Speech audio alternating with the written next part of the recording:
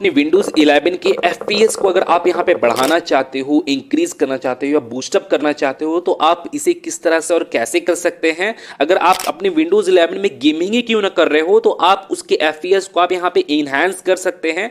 और उसे इनहेंस करने का मैं आपको यहाँ पे कुछ आगे स्टेप्स में आपको आगे बताने वाला हूँ, तो आपको उन सभी को स्टेप बाय स्टेप आपको यहाँ पे फॉलो करते जाना है और आपका जो FPS वगैरह है वो आपका इनहेंस हो जाएगा, बूस्टअप हो जाएगा। कि आपको अपने कीबोर्ड में विंडोज प्लस आर बटन को प्रेस कर आपको यहाँ पे रन प्रोग्राम को ओपन कर लेना है। और ओपन कर लेने के बाद फिर आपको यहाँ पे कमांड टाइप करना है। जैसे मैं आपको यहाँ पे अगेन टाइप करके दिखाता हूँ, पावर cfg.cpl। आपको इस कमांड को आपको यहाँ पे टाइप करना है। जैसे मैं आपको जूम करके दिखा रहा हूँ, पावर cfg.cpl, इस कमांड को यहाँ पे टाइप करना है, देन ओके। और आपके सामने पावर ऑप्शन आपके सामने ओपन हो जाएगा। अब आप यहाँ पे देखोगे आपको यहाँ पे दो ऑप्शन आपको यहाँ पे शो हो रहा होगा, बैलेंस का और यहाँ पे अल्टीमेट परफॉर्मेंस का। अगर बाय द वे अगर आपके यहाँ पे बैलेंस वाले ऑप्शन में अगर आपके यहाँ पे चेक मार्क रहता है तो आपको करना क्या है कि आपको इस अल्टीमेट परफॉर्मेंस वाले ऑप्शन में आपको यहाँ पे चेक मार्क कर लेना है।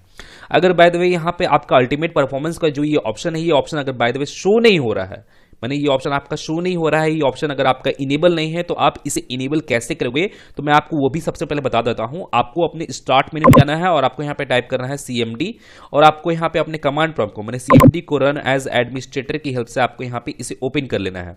ओपन कर लेने के बाद फिर आपको यहां पे एक कमांड टाइप करना है। जैसे मैं आपको बताता हूं, जैसे आप यहाँ पे देखोगे आपको यहाँ पे ये मेरा एक कमांड आपको यहाँ पे शो हो रहा होगा। जैसे मैं यहाँ पे आपको सेलेक्ट करके दिखा रहा हूँ। जैसे आप यहाँ पे देखोगे ये कमांड यहाँ पे मेरा शो हो रहा होगा, और मैं इस कमांड को अपने इस वीडियो के डिस्क्रिप्शन में भी दे दिया हूँ, तो आप वहां से भी जाकर आप इस कमांड को डायरेक्टली कॉपी कर सकते हैं। जैसे मैं यहाँ पे इसे नोटपैड से यहाँ पे कॉपी कर लेता हूँ। कॉपी कर लेने के बाद फिर आपको उस कमांड को डायरेक्टली यहाँ पे पेस्ट कर देना है। पेस्ट करने के लिए आपको अपने कीबोर्ड में कंट्रोल प्लस वी बटन को प्रेस करना है। वी फॉर वैन वाले बटन को आपको यहाँ पे प्रेस करना है और आपका ये जो कमांड है वो यहाँ पे पेस्ट हो जाएगा। पेस्ट हो जाने के बाद अब आपको यहाँ पे सिंपली इंटर प्रेस करना है, और इंटर प्रेस करने के बाद फिर आपके यहाँ पे एक प्रोसेस होगा, और प्रोसेस होने के बाद फिर आपको इस कमांड प्रॉम्प्ट को आपको यहाँ पे इसे कट करना है, और आपको इसे भी कट कर लेना है, और आपको यहाँ पे इसे पावर ऑप्शन को भी आपको यहाँ पे कट कर लेना है। पावर ऑप्शन को कट करने के बाद फिर आपको एक बार अपने डेस्कटॉप पे रिफ्रेश करना है। अब आपको अगेन आपको यहाँ पे पावर ऑप्शन को आपको यहाँ पे ओपन करना है। जैसे मैं यहाँ पे ओपन करता हूँ, पावर cfg.cpl को यहाँ पे टाइप करना है, देन ओके। ओपन होने के बाद फिर आपका यहाँ पे अल्टीमेट परफॉर्मेंस का जो ये ऑप्शन है, ये ऑप्शन आपको यहाँ पे शो हो जाएगा, माने उस कमांड को रन करने के बाद। अब आपको करना क्या है कि आपको इस अल्टीमेट परफॉर्मेंस वाले ऑप्शन को आपको यहाँ पे सिलेक्ट कर लेना है। अगर by the way in case अगर आपका यहाँ पे अल्टीमेट परफॉर्मेंस का ऑप्शन अगर आपको यहाँ पे इनेबल नहीं होता है, माने तब भी यहाँ पे शो नहीं हो रहा है उस कमांड को रन करने के बावजूद भी, तो आपको यहाँ पे हाई परफॉर्मेंस का आपको यहाँ पे ऑप्शन शो होगा। तो आपको उस हाई परफॉर्मेंस वाले ऑप्शन को आपको यहाँ पे सिलेक्ट कर लेना है। जैसे मैं यहाँ पे अल्टीमेट परफॉर्मेंस वाले ऑप्शन को सिलेक्ट किया हूँ। अब आपको करना क्या है कि अब आपको इसके चेंज प्लान सेटिंग्स में आपको यहाँ पे चले जाना है, और आपको यहाँ पे चेंज एडवांस पावर सेटिंग्स पे आपको यहाँ पे क्लिक करना है, और आपको यहाँ पे पावर ऑप्शन आपको यहाँ पे ओपन हो जाएगा। और आपको यहाँ पे मेक श्योर कर लेना है कि यहाँ पे आपका अल्टीमेट परफॉर्मेंस एक्टिव है कि नहीं। अगर बाय द वे एक्टिव नहीं रहता तो आपको इसे एक्टिव कर लेना है, और एक्टिव कर लेने के बाद फिर आपको यहाँ पे अपने ग्राफिक्स वाले ऑप्शन में आपको यहाँ पे चले जाना है। जैसे आप यहाँ पे देखोगे यहाँ पे मेरे सिस्टम में इंटेल ग्राफिक्स यहाँ पे लगा हुआ है, तो आपको यहाँ पे इंटेल ग्राफिक्स सेटिंग्स का आपको यहाँ पे ऑप्शन शो होगा। अगर बाय द वे आपका यहाँ पे एनवीडिया का लगा हुआ है आपके सिस्टम में या आपके लैपटॉप में, या AMD रेडियन का लगा हुआ है, तो आपको यहाँ पे वही ऑप्शन आपको यहाँ पे शो होगा। जैसे यहाँ पे मेरा इंटेल का ऑप्शन शो हो रहा है, तो मैं इस इंटेल वाले ऑप्शन पे क्लिक करता हूँ, और यहाँ पे आपको इसके पावर प्लान में आपको यहाँ पे क्लिक करना है। अब आप यहाँ पे देखोगे यहाँ पे ऑन बैटरी में यहाँ पे बैलेंस्ड का ऑप्शन यहाँ पे सिलेक्ट किया है, तो आपको इसे करना ये है कि आपको इसे मैक्सिमम परफॉर्मेंस यहाँ पे सिलेक्ट कर लेना है, और प्लगइन में भी आपको यहाँ पे इसके मैक्सिमम परफॉर्मेंस को आपको यहाँ पे सिलेक्ट कर लेना है। इसे सिलेक्ट कर लेने के बाद फिर आपको इसे डाउनलोड की ओर स्क्रॉल डाउन करना है। अब आप यहाँ पे देखोगे यहाँ पे प्रोसेसर पावर मैनेजमेंट का आपको यहाँ पे ये ऑप्शन आपको यहाँ पे शो हो रहा होगा, तो अब आपको इस ऑप्शन में जाना है। अब आप यहाँ पे देखोगे यहाँ पे मिनिमम प्रोसेसर स्टेट और मैक्सिमम प्रोसेसर स्टेट है, तो आपको सबसे पहले तो मिनिमम प्रोसेसर स्टेट में जाना है, और आपको यहाँ पे ऑन बैटरी में आपको यहाँ पे इसे 5% यहाँ पे सिलेक्ट कर लेना है। जैसे यहाँ पे मेरा 5% है, और यहाँ पे प्लगइन में यहाँ पे 100% है, तो आपको यहाँ पे दोनों ही ऑप्शन को आपको यहाँ पे चूज कर लेना है, 5% और 100% यहाँ पे करना है। अब आपको यहाँ पे मैक्सिमम प्रोसेसर स्टेट में जाना है। अब आप यहाँ पे देखो यहाँ पे दोनों ही ऑप्शन यहाँ पे मेरा 100% यहाँ पे मैं यहाँ पे डाल कर रखा हूँ, तो आपको यहाँ पे ही दोनों में 100% आपको यहाँ पे डाल लेना है। और इन सभी सेटिंग्स को कर लेने के बाद अब आपको करना क्या है कि आपको इसे अप्लाई करना है, देन आपको इसे डायरेक्टली ओके कर देना है, और आपको इसे कट करना है। और आपको यहाँ पे करना क्या है कि आपको इसे भी कट कर लेना है। अब आपको करना ये है कि आपको अपने रन प्रोग्राम को अगेन ओपन करना है, विंडोज प्लस आर बटन को प्रेस कर अब आपको यहाँ पे एक कमांड टाइप करना है sysdm.cpl। आपको इस कमांड को टाइप करना है, जैसे मैं यहाँ पे ऑलरेडी जूम करके दिखा रहा हूँ, sysdm.cpl, देन ओके। और आपके सामने सिस्टम प्रॉपर्टीज ओपन होगा। अब आपको यहाँ पे इसके एडवांस वाले ऑप्शन पे क्लिक करना है। अब आप यहाँ पे देखोगे यहाँ पे परफॉर्मेंस वाले सेक्शन में आपको यहाँ पे सेटिंग्स का आपको यहाँ पे बटन शो होगा, तो आपको इस सेटिंग्स वाले बटन पे क्लिक करना है और आपके सामने कुछ इस तरह का इंटरफेस शो हो जाएगा। अब आपको करना क्या है कि अगर बाय द वे यहाँ पे देखोगे यहाँ पे आपको 4 डिफरेंट ऑप्शन शो हो रहे हैं। अगर बाय द वे आपका यहाँ पे कोई भी ऑप्शन यहाँ पे सिलेक्टेड रहता है, जैसे यहाँ पे फर्स्ट वाला ही ऑप्शन यहाँ पे सिलेक्टेड है, तो आपको करना क्या है कि आपको यहाँ पे ये थर्ड वाले ऑप्शन को यहाँ पे सिलेक्ट कर लेना है, एडजस्ट फॉर बेस्ट परफॉर्मेंस वाले ऑप्शन को आपके यहाँ पे सिलेक्ट करना है। इसे सिलेक्ट करने के बाद यहाँ पे जितने भी चेक मार्क है यहाँ पे सभी अनचेक हो जाएंगे। तो यहाँ पे आपको कुछ ऑप्शंस को आपको यहाँ पे चेक मार्क कर लेना है। जैसे मैं यहाँ पे शो थंबनेल्स वाले ऑप्शन को यहाँ पे चेक मार्क कर लेता हूँ और शो ट्रांसलूसेंट सिलेक्शन रेक्टेंगल वाले ऑप्शन को यहाँ पे सिलेक्ट कर लिया हूँ। और आपको यहाँ पे smooth edge of screen fonts को आपको यहाँ पे सिलेक्ट कर लेना है। और आप यहाँ पे शो शैडो अंडर विंडोज वाले ऑप्शन को भी आप यहाँ पे सिलेक्ट कर लीजिए। तो इन 4 ऑप्शंस को आपको यहाँ पे सिलेक्ट करना है, देन आपको यहाँ पे ओके कर देना है, देन ओके। और यहाँ पे अभी आपको इसे ओके कर देना है। इसे कर लेने के बाद फिर आपको अपने विंडोज़ के स्टार्ट मेनू जाना है और आपको यहाँ पे अपने विंडोज़ के सेटिंग्स को आपको यहाँ पे ओपन करना है। अब आपको यहाँ पे डायरेक्टली आपको प्राइवेसी एंड सिक्योरिटी वाले ऑप्शन में चले जाना है। अब आप यहाँ पे देखोगे यहाँ पे विंडोज़ परमिशन का आपको यहाँ पे ऑप्शन शो होगा और आपने विंडोज़ के रिलेटेड जितने भी परमिशंस आप यहाँ पे इनेबल किए हो तो आपको उन सभी को डिसेबल करना है। मैंने जितने भी आपके पर्सनल फाइल्स हो गए और भी जो इन्फॉर्मेशंस हो गए उन सभी को इनेबल किए हो विंडोज़ परमिशन के द्वारा, तो आपको उन सभी को डिसेबल करना है, टर्न ऑफ करना है। तो सबसे पहले तो आपको विंडोज़ परमिशन के जनरल वाले ऑप्शन में आपको यहाँ पे चले जाना है। इस ऑप्शन पे आने के बाद यहाँ पे जितने भी ऑप्शंस यहाँ पे टर्न ऑन रहते हैं तो आपको इन सभी को टर्न ऑफ कर लेना है। जैसे मैं यहाँ पे इन सभी को टर्न ऑफ कर लेता हूँ और आपको अगेन यहाँ पे प्राइवेसी एंड सिक्योरिटी वाले ऑप्शन पे क्लिक करना है। अब आपको इस बार जनरल के बाद फिर आपको यहाँ पे स्पीच वाले ऑप्शन पे जाना है और आपको स्पीच वाले ऑप्शन में भी जितने भी ऑप्शन वहाँ पे टर्न ऑन रहते हैं तो आपको उन सभी को टर्न ऑफ कर लेना है। इसे कर लेने के बाद फिर आपको लिंकिंग एंड टाइपिंग पर्सनलाइजेशन वाले ऑप्शन में जाना है और वहाँ पर भी आपको उन सभी ऑप्शन को वहाँ पे टर्न ऑफ कर लेना है। और आप यहाँ पे देखोगे यहाँ पे डायग्नोस्टिक एंड फीडबैक का ऑप्शन है, ये मोस्ट इंपॉर्टेंट ऑप्शन है, तो आपको इसे खास करके आपको यहाँ पे टर्न ऑफ कर लेना है। मैंने आपको इस ऑप्शन पे जाना है और इसमें जितने भी ऑप्शन यहाँ पे टर्न ऑन होंगे तो आपको उन सभी ऑप्शन को आपको वहाँ पे टर्न ऑफ कर लेना है। फिर उसके बाद एक्टिविटी हिस्ट्री में जाना है। फिर उसके बाद फिर आपको यहाँ पे सर्च परमिशन वाले ऑप्शन को यहाँ पे टर्न ऑफ करना है। फिर सर्चिंग विंडोज़ को भी आपको यहाँ पे टर्न ऑफ कर लेना है। इन सभी को कर लेने के बाद विंडोज़ परमिशन को सभी को टर्न ऑफ करने के बाद फिर आप अब यहाँ पे देखोगे यहाँ पे ऐप परमिशन वाले ऑप्शन यहाँ पे शो हो रहे हैं। आपके सिस्टम में जो भी एप्लीकेशन आप इंस्टॉल करते हो या जो भी एप्लीकेशन आपका इंस्टॉल है तो आपको उसके रिलेटेड जितने भी परमिशन ऑन रहते हैं, लोकेशन से रिलेटेड या आपके लोकेशन से रिलेटेड परमिशन है, आपके कैमरा से रिलेटेड परमिशन है, यहाँ पे माइक्रोफोन से रिलेटेड परमिशन है, तो आपको यहाँ पे एक एक करके इन ऑप्शंस पे जाना है। ठीक उसी तरह और आपको यहाँ पे सभी को टर्न ऑफ कर लेना है, लोकेशन वाले ऑप्शन को भी, कैमरे वाले ऑप्शन को भी, माइक्रोफोन वाले ऑप्शन को भी, notification, account information, contact, call history, emails वाले ऑप्शन को भी आपको यहाँ पे टर्न ऑफ कर लेना है। मैं आपको बता दे रहा हूँ, मैसेजिंग वाले ऑप्शन को भी टर्न ऑफ कर लेना है। फिर आपको यहाँ पे बहुत सारा ऑप्शंस देखने को मिलेगा, पिक्चर्स, वीडियोस, फाइल सिस्टम, तो आपको यहाँ पे सभी को टर्न ऑफ कर लेना है। जितने परमिशन आप अलाउ किए हुए हो, जितने भी आपके सिस्टम में एप्लीकेशंस है उन सभी को, तो आपको यहाँ पे उन सभी को आपको यहाँ पे इन सारे परमिशन को टर्न ऑफ कर लेना है।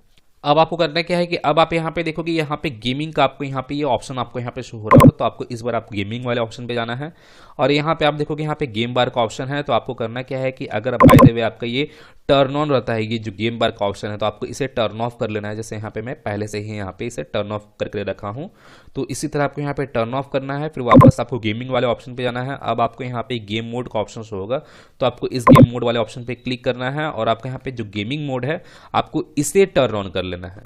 माने गेमिंग मोड का जो ऑप्शन रहेगा आपको उसे यहाँ पे टर्न ऑन कर लेना है और आपके जो गेम बार का ऑप्शन रहेगा आपको उसे टर्न ऑफ कर लेना है। तो इन दोनों ऑप्शन को कर लेने के बाद फिर आपको यहाँ पे ऐप्स वाले ऑप्शन पर आपको यहाँ पे चले जाना है। जैसे मैं यहाँ पे ऐप्स वाले ऑप्शन पे जाता हूँ और यहाँ पे इंस्टॉल ऐप्स पे मैं यहाँ पे क्लिक करता हूँ। यहाँ पे सिस्टम में जितने भी एप्लीकेशंस है जो आपके द्वारा इंस्टॉल हुए हैं या आपके विंडोज़ के द्वारा यहाँ पे इंस्टॉल है। तो आपको करना क्या है कि जो भी यहाँ पे अनवांटेड एप्लीकेशन है, जो आपके काम में नहीं आ रहा है, जो एप्लीकेशन, और वो एप्लीकेशन आपके सिस्टम में इंस्टॉल है, तो आपको करना क्या है कि आपको उन एप्लीकेशन को अनइंस्टॉल कर लेना है। और जो वायरस इन्फेक्टेड जो एप्लीकेशंस जो होते हैं, अनवांटेड एप्लीकेशंस जो आपके सिस्टम में बैकग्राउंड में इंस्टॉल हो जाता है विदाउट परमिशन, तो आपको उन एप्लीकेशंस को भी आपको यहाँ पे अनइंस्टॉल कर लेना है। और उन एप्लीकेशंस को आप यहाँ पे फाइंड आउट कैसे करोगे, जैसे आप यहाँ पे देखोगे यहाँ पे कुछ एप्लीकेशंस का आपको यहाँ पे, मैंने ज़्यादातर एप्लीकेशंस का आपको यहाँ पे आइकन आपको यहाँ पे शो हो रहा होगा। जैसे यहाँ पे क्रोम ब्राउजर है, तो क्रोम ब्राउजर को यहाँ पे आइकन शो हो रहा होगा। जिस एप्लीकेशन का आपको यहाँ पे आइकन शो नहीं हो रहा, आप यहाँ पे फाइंड आउट कर लीजिएगा अपने सिस्टम के अकॉर्डिंग।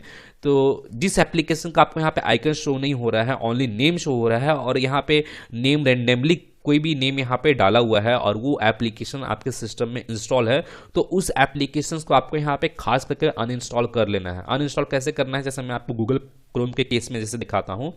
आपको इसके राइट साइड के 3 डॉट वाले ऑप्शन पे क्लिक करना है और आपके यहाँ पे अनइंस्टॉल का ऑप्शन होगा। तो आपको यहाँ पे उन जैसे एप्लीकेशन को, जो unwanted, unused, virus infected applications है, उन सभी को अनइंस्टॉल कर लेना है। और जो अनयूज्ड एप्लीकेशंस भी है, जो आपके काम में नहीं आ रहे, जो आप यहाँ पे पहले से ऑलरेडी इंस्टॉल कर रखे हो, उन जैसे भी एप्लीकेशंस को आपको यहाँ पे टर्न ऑफ कर लेना है। क्योंकि उन जैसे एप्लीकेशंस के कारण क्या होता है, आपके सिस्टम का जो FPS वगैरह है वो डाउन हो जाता है। तो उस तरह के एप्लीकेशन को आपको यहाँ पे इंस्टॉल नहीं करना है अपने सिस्टम में।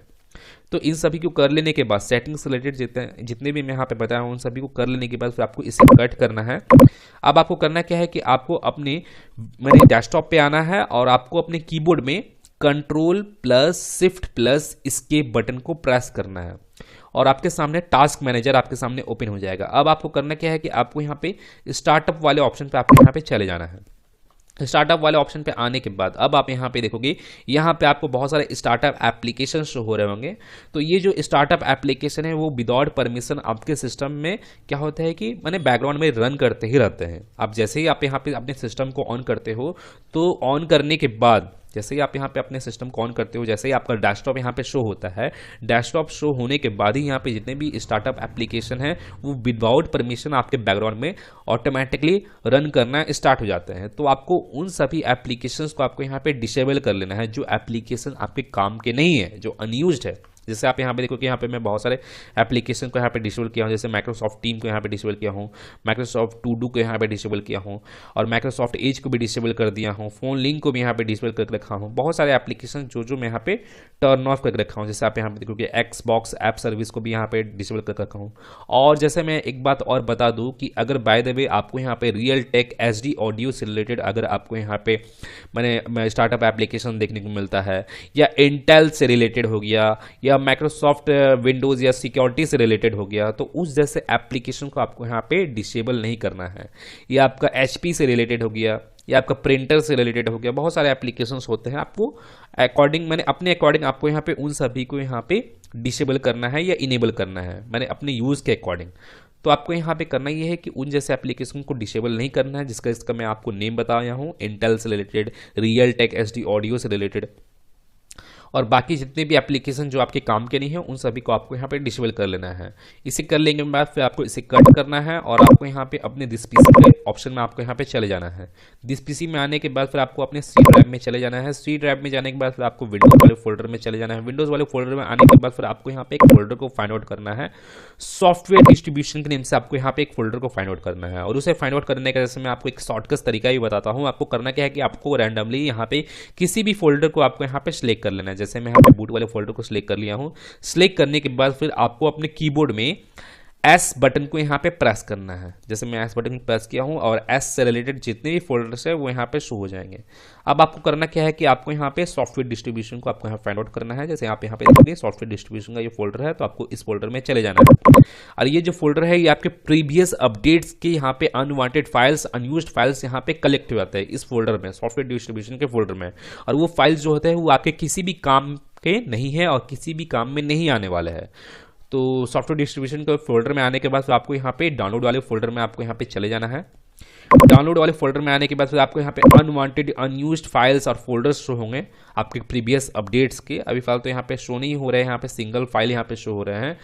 तो वो आपके प्रीवियस अपडेट्स के अनवांटेड फाइल्स, अनयूज्ड फाइल्स हैं, तो आपको उन सभी को ऑल सेलेक्ट कर लेना है। जैसे मैं यहाँ पे ऑलरेडी ऑल सेलेक्ट करके यहाँ पे डिलीट कर चुका हूँ, तो उसी तरह आपको यहाँ पे ऑल सेलेक्ट करके आपको यहाँ पे उन सभी को परमानेंटली डिलीट कर देना है अपने सिस्टम से, क्योंकि उन फाइल्स के कारण भी आपके सिस्टम का जो FPS वगैरह है वो डाउन हो जाता है, और जिससे आपका सिस्टम है वो ज़्यादा बेटर परफॉर्मेंस नहीं दे पाता है। तो आपको यहाँ पे उन सभी को आपको यहाँ पे परमानेंटली डिलीट करना है।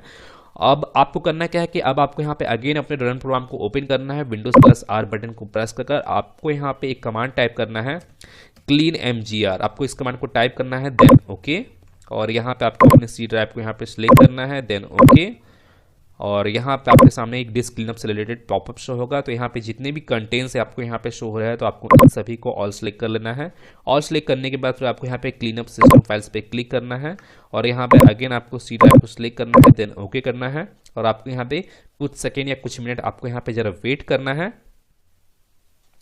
और आपके सामने डिस्क क्लीनअप से रिलेटेड यहाँ पे ऑप्शन आपको यहाँ पे शो हो जाएगा। तो यहाँ पे करना क्या है कि आपको अगेन आपको यहाँ पे इन सभी ऑप्शन को आपको यहाँ पे चेक मार्क कर लेना है, जितने भी ऑप्शन आपको यहाँ पे शो हो रहे हैं, और कुछ एक्स्ट्रा भी ऑप्शन आपको यहाँ पे शो हो जाएंगे पहले के अकॉर्डिंग। तो सभी को चेक मार्क करने के बाद फिर आपको यहाँ पे इसे ओके कर देना है, और डिलीट फाइल्स पे क्लिक करके यहाँ पे डिलीट कर देना है, और आपके सिस्टम में जितने भी अनवांटेड फाइल्स, अनयूज्ड फाइल जो कलेक्ट हो गए सी ड्राइव में, वो यहाँ पे परमानेंटली डिलीट हो जाएंगे। जैसे आप यहाँ पे देखोगे यहाँ पे cleaning up unnecessary files on your machine यहाँ पे शो हो रहा है लिखा हुआ, तो यहाँ पे ये क्लीनिंग का प्रोसेस चल रहा है, तो आपको यहाँ पे जरा वेट करना होगा कुछ मिनट। और क्लीनिंग का प्रोसेस हो जाने के बाद अब आपको करना क्या है कि आपको अपने विंडोज़ की स्टार्ट मेनू में आना है, और आपको यहाँ पे सर्च बार में आपको यहाँ पे टाइप करके सर्च करना है डीफ्रैगमेंट। जैसे आप यहाँ पे देखोगे यहाँ पे डीफ्रैगमेंट एंड ऑप्टिमाइज्ड ड्राइव्स का आपको यहाँ पे ऑप्शन शो होगा, तो आप यहाँ पे डायरेक्टली इसे भी आप यहाँ पे टाइप करके आप यहाँ पे इसे ओपन कर सकते हो। ओपन कर लेने के बाद अब आप यहाँ पे देखोगे आपको यहाँ पे कुछ मेरा यहाँ पे ड्राइव शो हो रहा होगा, C drive, D drive, E drive, जितने ड्राइव्स यहाँ पे मेरे सिस्टम में क्रिएटेड है वो सभी ड्राइव आपको यहाँ पे शो हो जाएंगे। अब आपको करना है क्या है कि आपको एक ड्राइव को यहाँ पे सिलेक्ट करना है, जैसे सी ड्राइव को सिलेक्ट करना है। सिलेक्ट करने के बाद फिर आपको यहाँ पे अपने सी ड्राइव को एनालाइज करना है।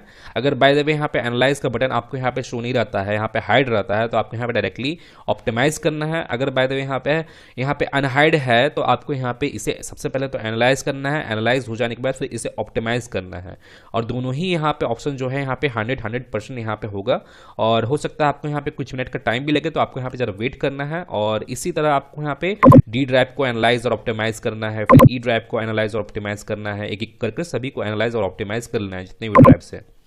और जैसे मैं आपको बता दूं इससे क्या होता है एनालाइज और ऑप्टिमाइज होने में, जैसे आपके सिस्टम में, जैसे मैं आपको बता दूं कि आपके सिस्टम में, आपके सी ड्राइव में जो भी आपके विंडोज से रिलेटेड फाइल्स है, कि आप गेमिंग करते हो तो गेमिंग से रिलेटेड जो भी फाइल्स आपके सिस्टम में रहते हैं, अगर बाय द वे वो आपको जितने भी फाइल्स है वो फाइल अगर आपके डी स्ट्रक्चरल वे में अरेंज रहते हैं, क्योंकि कुछ फाइल माने बीच से अगर आप डिलीट करोगे तो वो जो फाइल्स होते हैं, जितनी भी फाइल्स है आपके सिस्टम में, यहाँ पे क्लीनिंग अप भी कर रहे हो अपने सिस्टम को, तो वो क्लीनिंग अप करने से क्या होता है, जितने भी अनवांटेड अनयूज्ड फाइल्स जो बीच में आपके माने शिफ्ट हो जाते हैं, वो सभी तो फाइल आपके डिलीट हो जाएंगे। तो यहाँ पे क्या होगा कि जितने भी आपके जो मेन फाइल्स है वो आपके डी स्ट्रक्चरल वे में अरेंज हो जाते हैं।